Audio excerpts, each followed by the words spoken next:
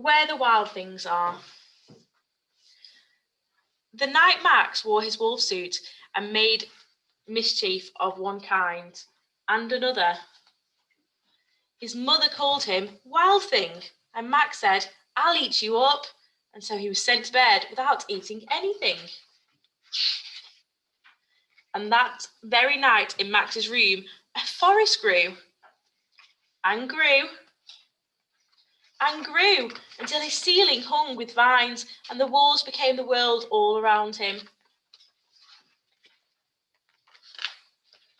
And the ocean tumbled by with a private boat for Max, and he sailed off through the night and day.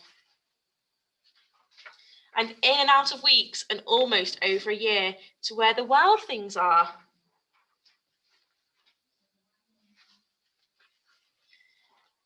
And where he came to place where the wild things are, they roared their terrible roars and gnashed their terrible teeth and rolled their terrible eyes and showed their terrible claws.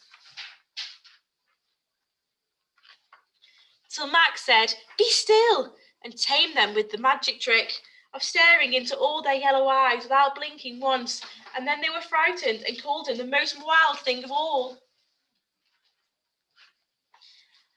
and made him king of all the wild things. "And now," cried Max, "let the wild rumpus start."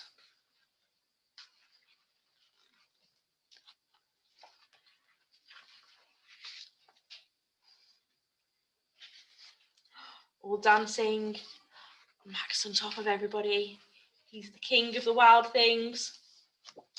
"Now stop," said Max, and sent the wild things off to bed without their supper. And Max, the king of all wild things, was lonely and wanted to be where someone loved him best of all. Then, all around from far away across the world, he smelled good things to eat. So he gave up being king of where the wild things are. But the wild things cried, "Oh, please don't go. We'll eat you up. We love you so." And Max said, "No." The wild things roared their terrible roars and gnashed their terrible teeth and roared their terrible eyes and showed their terrible claws. But Max stepped into his private boat and waved goodbye and sailed back over a year and in and out of weeks and through a day, and into the night of his very own room, where he found his supper waiting for him. And it was still hot.